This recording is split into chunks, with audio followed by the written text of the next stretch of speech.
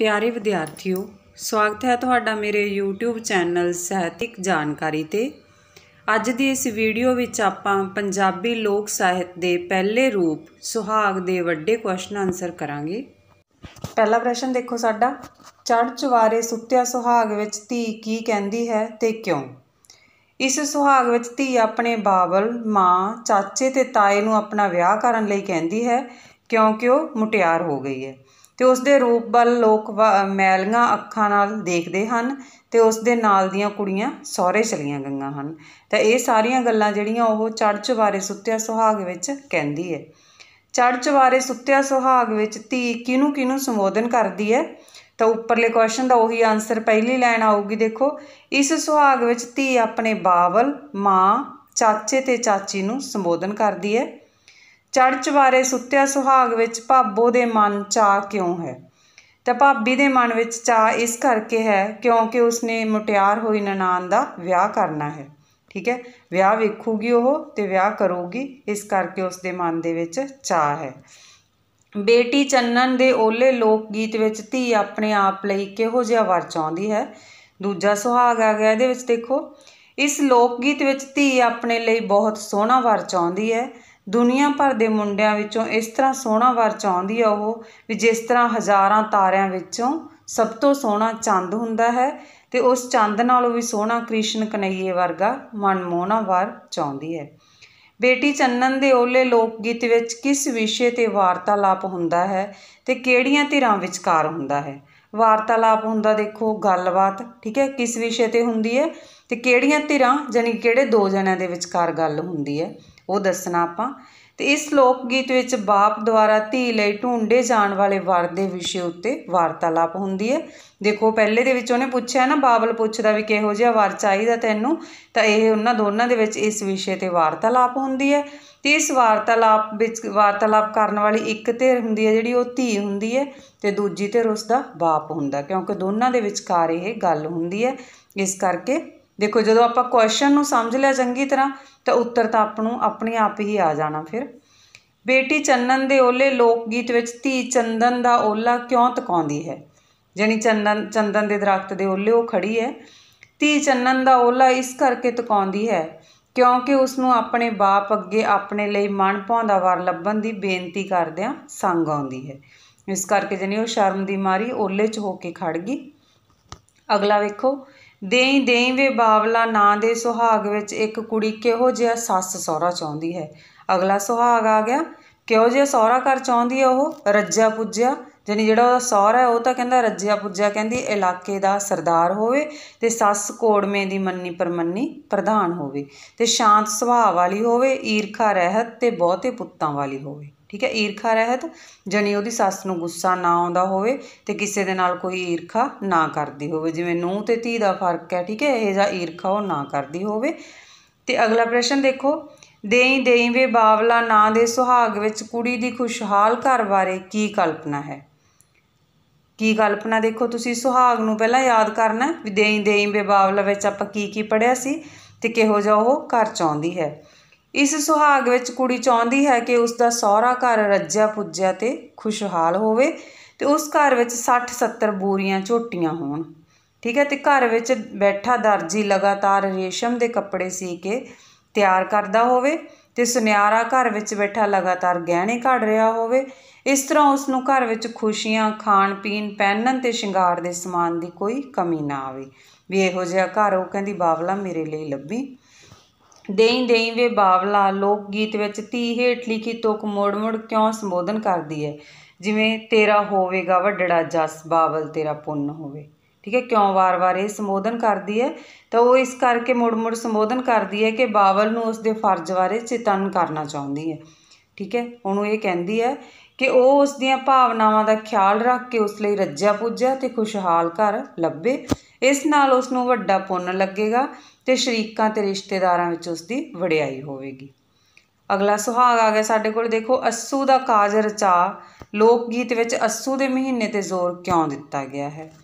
ਇਸ ਲੋਕ ਗੀਤ ਵਿੱਚ ਅੱਸੂ ਦੇ ਮਹੀਨੇ ਉੱਤੇ ਜ਼ੋਰ ਇਸ ਕਰਕੇ ਦਿੱਤਾ ਗਿਆ ਕਿਉਂਕਿ ਧੀ ਚਾਹੁੰਦੀ ਹੈ ਕਿ ਉਸਦਾ ਬਾਪ ਉਸਦਾ ਵਿਆਹ ਥੋੜ੍ਹਾ ਸਮਾਂ ਹੋਰ ਠਹਿਰ ਕੇ ਕਰੇ ਤੇ ਉਹ ਮਾਪਿਆਂ ਦੇ ਘਰ ਕੁਝ ਸਮਾਂ ਹੋਰ ਆਨੰਦ ਲੈ ਸਕੇ। ਤੇ ਉਂਝ ਵੀ ਅੱਸੂ ਦਾ ਮਹੀਨਾ ਹੁੰਦਾ ਜਿਹੜਾ ਉਹ ਵਿਆਹ ਲਈ ਸ਼ੁਭ ਹੁੰਦਾ, ਕਿਉਂਕਿ ਇਸ ਮਹੀਨੇ ਵਿੱਚ ਰੁੱਤ ਸੁਹਾਵਣੀ ਹੁੰਦੀ ਹੈ। ਠੀਕ ਹੈ, ਇਸ ਕਰਕੇ ਸੋਹਣੀ ਰੁੱਤ ਹੁੰਦੀ ਹੈ ਤੇ ਬਾਕੀ ਉਹ ਥੋੜ੍ਹੀ ਦੇਰ ਹੋਰ ਆਪਦੇ ਪੇਕਿਆਂ ਦੇ ਘਰੇ ਰਹਿਣਾ ਚਾਹੁੰਦੀ ਹੈ, ਤਾਂ ਕਰਕੇ ਉਹ ਕਹਿੰਦੀ ਹੈ ਵੀ ਅੱਸੂ ਦਾ ਕਾਜ ਰਚਾ। ਅਗਲਾ ਪ੍ਰਸ਼ਨ ਦੇਖੋ, ਅੱਸੂ ਦਾ ਕਾਜ ਰਚਾ ਵਿੱਚ ਅੰਨ ਦਹੀਂ ਦਾ ਜ਼ਿਕਰ ਕਿਸ ਪ੍ਰਸੰਗ ਵਿੱਚ ਕੀਤਾ ਗਿਆ? ਤੇ ਕਿਹੜੇ ਪ੍ਰਸੰਗ ਦੇ ਵਿੱਚ ਕੀਤਾ ਗਿਆ? ਦੇਖੋ ਉਹਨੇ ਕਿਹਾ ਨਾ ਵੀ ਅੰਨ ਦਹੀਂ ਵੀ ਤੇਰਾ ਖਰਾਬ ਨਹੀਂ ਹੋਵੇਗਾ, ਠੀਕ ਹੈ, ਤਾਂ ਕਰਕੇ ਤੂੰ ਮੇਰੇ ਅੱਸੂ ਦੇ ਮਹੀਨੇ ਦੇ ਵਿੱਚ ਵਿਆਹ ਕਰ। ਇਸ ਲੋਕ ਗੀਤ ਵਿੱਚ ਅੰਨ ਦਹੀਂ ਦਾ ਜ਼ਿਕਰ ਧੀ ਦੇ ਵਿਆਹ ਤੇ ਅੱਸੂ ਮਹੀਨੇ ਦੀ ਸੁਹਾਵਣੀ ਰੁੱਤ ਦੇ ਪ੍ਰਸੰਗ ਵਿੱਚ ਕੀਤਾ ਗਿਆ। ਹਰੀਏ ਨੀ ਰਸ ਭਰੀਏ ਖਜੂਰੇ ਲੋਕ ਗੀਤ ਵਿੱਚ ਹਰੀ ਰਸ ਭਰੀ ਖਜੂਰ ਕਿਸ ਨੂੰ ਕਿਹਾ ਗਿਆ? ਤੇ ਉਹ ਨਵ ਵਿਆਹੀ ਮੁਟਿਆਰ ਨੂੰ ਕਿਹਾ ਗਿਆ ਜਿਹਦਾ ਨਵਾਂ ਵਿਆਹ ਹੋਇਆ। ਹਰੀਏ ਨੀ ਰਸ ਭਰੀਏ ਖਜੂਰੇ। ਹਰੀਏ ਨੀ ਰਸ ਭਰੀਏ ਖਜੂਰੇ ਵਿੱਚ ਕੁੜੀ ਦੇ ਕਿਹੜੇ ਕਿਹੜੇ ਰਿਸ਼ਤਿਆਂ ਦਾ ਜ਼ਿਕਰ ਆਇਆ ਹੈ? ਠੀਕ ਹੈ, ਤੇ ਇਹਦੇ ਵਿੱਚ ਦੇਖੋ ਤੁਸੀਂ ਇਹਨੂੰ ਯਾਦ ਕਰਾਂਗੇ ਆਪਾਂ ਪਹਿਲਾਂ ਉਹੀ ਜਿਹੜਾ ਸੁਹਾਗ ਆਪਾਂ ਪੜ੍ਹਿਆ ਸੀਗਾ, ਵੀਡੀਓ ਰਾਹੀਂ ਆਪਾਂ ਪੜ੍ਹ ਚੁੱਕੇ ਹਾਂ। ਹਰੀਏ ਨੀ ਰਸ ਭਰੀਏ ਖਜੂਰੇ ਵਿੱਚ ਕਿਹਦਾ ਜ਼ਿਕਰ ਆਉਂਦਾ? ਤਾਂ ਮਾਤਾ ਪਿਤਾ ਚਾਚਾ ਚਾਚੀ ਤੇ ਮਾਮਾ ਮਾਮੀ ਦੇ ਰਿਸ਼ਤਿਆਂ ਦਾ ਜ਼ਿਕਰ ਹੈ ਜਿਹੜਾ ਉਹ ਇਸ ਦੇ ਵਿੱਚ ਆਇਆ। ਹਰੀਏ ਨੀ ਰਸ ਭਰੀਏ ਖਜੂਰੇ ਵਿੱਚ ਕੁੜੀ ਦੇ ਵਿਰਲਾਪ ਤੇ ਢੇਰ ਸਾਰੇ ਦਾਜ ਦਾ ਟਾਕਰਾ ਕਿਉਂ ਪ੍ਰਗਟ ਹੋਇਆ? ਠੀਕ ਹੈ, ਕੁੜੀ ਦੇ ਵਿਰਲਾਪ ਤੇ ਉਹਦਾ ਢੇਰ ਸਾਰਾ ਦਾਜ, ਦੋਨਾਂ ਚੀਜ਼ਾਂ ਤੋਂ ਕਿਵੇਂ ਪਤਾ ਲੱਗਦਾ ਵੀ ਜਿਵੇਂ ਕੁੜੀ ਹੈ ਜਿਹੜੀ ਉਹ ਬਹੁਤ ਜ਼ਿਆਦਾ ਦੂਰ ਚਲੀ ਗਈ ਹੈ ਪੇਕਿਆਂ ਤੋਂ, ਤੇ ਢੇਰ ਸਾਰਾ ਦਾਜ ਕਿਵੇਂ? ਵੀ ਉਹਦੇ ਪੇਕੇ ਆ ਜਿਹੜੇ ਉਹ ਰੱਜੇ ਪੁੱਜੇ ਘਰ ਦੇ ਆ। ਠੀਕ ਹੈ, ਤੇ ਗਾਹਾਂ ਉਹਨਾਂ ਨੇ ਰੱਜੇ ਪੁੱਜੇ ਘਰ ਦਾ ਹੀ ਮੁੰਡਾ ਭਾਲਿਆ। ਦੇਖੋ ਇਸ ਵਿੱਚ ਕੁੜੀ ਦੇ ਵਿਰਲਾਪ ਤੇ ਦਾਜ ਦਾ ਟਾਕਰਾ ਇਸ ਕਰਕੇ ਹੋਇਆ ਕਿਉਂਕਿ ਇਸ ਵਿੱਚ ਇਹ ਦੱਸਿਆ ਗਿਆ ਹੈ ਕਿ ਖਾਂਦੇ ਪੀਂਦੇ ਮਾਪਿਆਂ ਨੂੰ ਆਪਣੀ ਧੀ ਲਈ ਖਾਂਦੇ ਪੀਂਦੇ ਘਰ ਦਾ ਮੁੰਡਾ ਨੇੜੇ ਨਹੀਂ ਲੱਭਾ, ਸਗੋਂ ਦੂਰ ਲੱਭਾ ਹੈ। ਤੇ ਢੇਰ ਸਾਰਾ ਦਾਜ ਖਾਂਦੇ ਪੀਂਦੇ ਘਰ ਦਾ ਸੂਚਕ ਹੈ, ਤੇ ਪਰ ਇਸ ਘਰ ਦੇ ਮਾਪਿਆਂ ਦੇ ਘਰ ਤੋਂ ਬਹੁਤ ਦੂਰ ਹੋਣ ਕਰਕੇ ਕੁੜੀ ਦੇ ਮਨ ਵਿੱਚ ਵਿਰਲਾਪ ਉਪਜਦਾ। ਠੀਕ ਹੈ, ਵਿਰਾਗ ਆਉਂਦਾ ਉਹਨੂੰ ਆਪਦੇ ਮਾਪਿਆਂ ਦਾ, ਕਿਉਂਕਿ ਉਹ ਬਹੁਤ ਜ਼ਿਆਦਾ ਦੂਰ ਬੈਠੀ ਹੈ। ਨੀਵੇਂ ਪਹਾੜਾਂ ਦੇ ਪਰਬਤ ਸੁਹਾਗ ਵਿੱਚ ਕੁੜੀ ਦੇ ਵਿਆਹ ਸਮੇਂ ਉਸਦੇ ਪੇਕੇ ਪਰਿਵਾਰ ਦੇ ਲੋਕ ਕਿਉਂ ਨਿਆਉਂਦੇ ਦਿਖਾਏ ਗਏ ਹਨ? ਨਿਆਉਂਦੇ ਕਿਉਂ ਦਿਖਾਏ ਗਏ ਆ?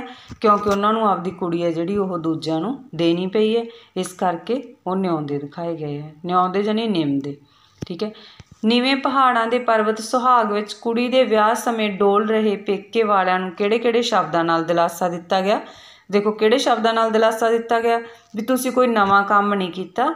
ਇਹ ਜਿਹੜਾ ਮਤਲਬ ਕੁੜੀ ਦੇ ਬਾਵਲ ਤੇ ਤਾਏ ਵੱਲੋਂ ਜਾਨੀ ਕੁੜੀ ਨੂੰ ਵਿਆਹ ਕੇ ਤੋਰਨਾ ਦੁਨੀਆ ਦਾ ਪੁਰਾਣਾ ਦਸਤੂਰ ਹੈ ਵੀ ਸ਼ੁਰੂ ਤੋਂ ਧੀਆਂ ਨੂੰ ਜਿਹੜੇ ਉਹ ਤੋਰਦੇ ਆਏ ਆ ਸਭ ਲੋਕ, ਇਸ ਕਰਕੇ ਇਸ ਤਰ੍ਹਾਂ ਦੀਆਂ ਗੱਲਾਂ ਕਹਿ ਕੇ ਉਹਨਾਂ ਨੂੰ ਦਿਲਾਸਾ ਦਿੱਤਾ ਗਿਆ।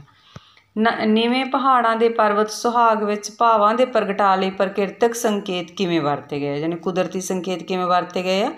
ਤੇ ਇਸ ਸੁਹਾਗ ਵਿੱਚ ਦੇਖੋ ਪਹਾੜਾਂ ਦੇ ਪਰਬਤ ਸੰਕੇਤ ਰਾਹੀਂ ਕੁੜੀ ਦੀ ਪੇਕੇ ਪਰਿਵਾਰ ਦੀ ਉੱਚੀ ਸ਼ਾਨ ਦਾ ਜ਼ਿਕਰ ਕੀਤਾ ਗਿਆ ਤੇ ਮੋਰਾਂ ਦੀਆਂ ਪਹਿਲਾਂ ਦੇ ਸੰਕੇਤ ਰਾਹੀਂ ਸਹੁਰੇ ਪਰਿਵਾਰ ਦੀ ਖੁਸ਼ੀ ਨਾਲ ਬਾਵਲ ਤੇ ਤਾਏ ਦੇ ਦੁੱਖ ਨੂੰ ਪ੍ਰਚੰਡ ਕੀਤਾ ਗਿਆ, ਜਿਹੜੀ ਪ੍ਰਗਟ ਕੀਤਾ ਗਿਆ। ਇਹਦੇ ਵਿੱਚੋਂ ਦੇਖੋ ਮੋਰਾਂ ਦੀਆਂ ਪਹਿਲਾਂ ਰਾਹੀਂ, ਠੀਕ ਹੈ, ਦੋਨੋਂ ਕੀ ਹੈਗੇ? ਪ੍ਰਕਿਰਤਕ ਸੰਕੇਤ ਆ, ਕੁਦਰਤੀ ਸੰਕੇਤ ਦਿੱਤੇ ਗਏ ਆ। ਸਾਡਾ ਚਿੜੀਆਂ ਦਾ ਚੰਬਾ ਸੁਹਾਗ ਵਿੱਚ ਵਿਆਹੀ ਗਈ ਧੀ ਦੇ ਪੇਕੇ ਘਰ ਦੇ ਮੋਹ ਵਿੱਚੋਂ ਨਿਕਲਣ ਦੀ ਪੀੜਾ ਕਿਵੇਂ ਪ੍ਰਗਟਾਈ ਗਈ ਹੈ?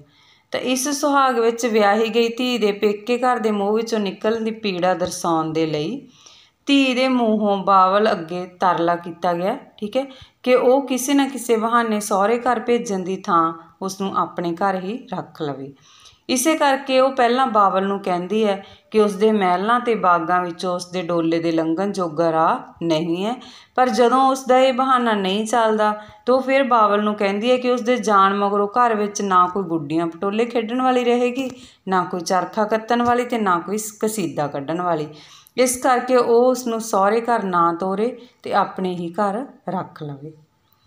ਸਾਡਾ ਚਿੜੀਆਂ ਦਾ ਚੰਬਾ ਸੁਹਾਗ ਵਿੱਚ ਬਾਵਲ ਆਪਣੀ ਵਿਆਹੀ ਗਈ ਧੀ ਦੇ ਪੇਕੇ ਘਰ ਰਹਿਣ ਦੇ ਕਿਸੇ ਤਰਲੇ ਨੂੰ ਕਿਉਂ ਨਹੀਂ ਮੰਨ ਰਿਹਾ? ਦੇਖੋ ਕਿਉਂ ਨਹੀਂ ਸੀ ਮੰਨ ਰਿਹਾ? ਕਿਉਂਕਿ ਜਿਹੜੀਆਂ ਸੰਸਾਰਿਕ ਰਸਮਾਂ ਰੀਤਾਂ ਹਨ ਤੇ ਉਹਨਾਂ ਦੇ ਵਿੱਚ ਉਹ ਬੱਝਿਆ ਵਾ ਸੀਗਾ, ਇਸ ਕਰਕੇ ਉਹਨੇ ਧੀ ਨੂੰ ਵਿਆਹ ਕੇ ਸਹੁਰੇ ਘਰ ਤੋਰਨਾ ਸੀ ਤੇ ਉਸ ਦੇ ਲਈ ਉਹ ਮਜਬੂਰ ਸੀਗਾ ਤੇ ਇਸ ਕਰਕੇ ਉਹ ਉਸਦੇ ਤਰਲੇ ਨੂੰ ਨਹੀਂ ਸੀ ਮੰਨ ਰਿਹਾ। ਸਾਡਾ ਚਿੜੀਆਂ ਦਾ ਚੰਬਾ ਸੁਹਾਗ ਵਿੱਚ ਧੀ ਆਪਣੇ ਬਾਵਲ ਦੇ ਘਰ ਨੂੰ ਵਡਿਆਉਂਦੀ ਹੈ, ਦੱਸੋ ਕਿਵੇਂ? ਜਿਹਨੀ ਵਡਿਆਈ ਕਰਦੀ ਆ ਆਪਦੇ ਬਾਵਲ ਦੇ ਘਰ ਦੀ, ਤੇ ਕਿਵੇਂ ਕਰਦੀ ਹੈ? ਉਹ ਘਰ ਨੂੰ ਇਹ ਕਹਿੰਦੀ ਹੈ ਵੀ ਇਹ ਬਾਗਾਂ ਵਿੱਚ ਘਿਰਿਆ ਮਹਿਲ ਕਹਿ ਕੇ ਉਹ ਵਡਿਆਉਂਦੀ ਹੈ ਵੀ ਤੇਰਾ ਘਰ ਆ ਜਿਹੜਾ ਉਹ ਬਾਗਾਂ ਦੇ ਵਿੱਚ ਘਿਰਿਆ ਵਾ ਮਹਿਲ ਹੈ। ਸਾਡਾ ਚਿੜੀਆਂ ਦਾ ਚੰਬਾ ਸੁਹਾਗ ਵਿੱਚ ਬਾਵਲ ਕਹਿੰਦਾ ਹੈ ਧੀਏ ਘਰ ਜਾ ਆਪਣੇ। ਤੇ ਧੀ ਕਹਿੰਦੀ ਹੈ ਬਾਵਲ ਕਿਹੜੇ ਦੇਸ ਜਾਣਾ। ਇਸ ਸੁਹਾਗ ਵਿੱਚ ਦੱਸੇ ਗਏ ਇਹਨਾਂ ਦੋਹਾਂ ਸੰਸਾਰਾਂ ਬਾਰੇ ਨੋਟ ਲਿਖੋ।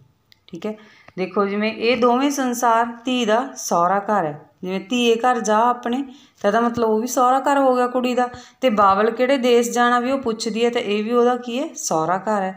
ਤੇ ਬਾਵਲ ਧੀ ਦਾ ਸਹੁਰਾ ਘਰ ਆਪ ਲੱਭਦਾ ਹੈ, ਜਦ ਕਿ ਵਿਆਹ ਤੋਂ ਪਹਿਲਾਂ ਧੀ ਨੂੰ ਇਹ ਪਤਾ ਨਹੀਂ ਹੁੰਦਾ ਕਿ ਉਸਨੇ ਵਿਆਹ ਪਿੱਛੋਂ ਕਿਹੜੇ ਥਾਂ ਜਾ ਕੇ ਵਸਣਾ ਹੈ। ਬਾਵਲ ਸੰਸਾਰਿਕ ਰਹੁ ਰੀਤਾਂ ਦਾ ਬੱਝਾ ਧੀ ਨੂੰ ਸਹੁਰੇ ਘਰ ਤੋਰਨ ਲਈ ਮਜਬੂਰ ਹੁੰਦਾ ਤੇ ਧੀ ਨੂੰ ਬੇਸ਼ੱਕ ਪੇਕੇ ਘਰ ਦਾ ਮੋਹ ਬਹੁਤ ਹੁੰਦਾ, ਪਰ ਉਸ ਨੂੰ ਵਿਆਹ ਤੇ ਸਹੁਰੇ ਘਰ ਦਾ ਚਾਅ ਵੀ ਹੁੰਦਾ ਨਾਲ ਨਾਲ। ਸਾਡਾ ਚਿੜੀਆਂ ਦਾ ਚੰਬਾ ਸੁਹਾਗ ਵਿੱਚ ਬਾਵਲ ਤੇ ਧੀ ਦੇ ਵਾਰਤਾਲਾਪ ਨੂੰ ਵਾਰਤਕ ਵਿੱਚ ਲਿਖੋ।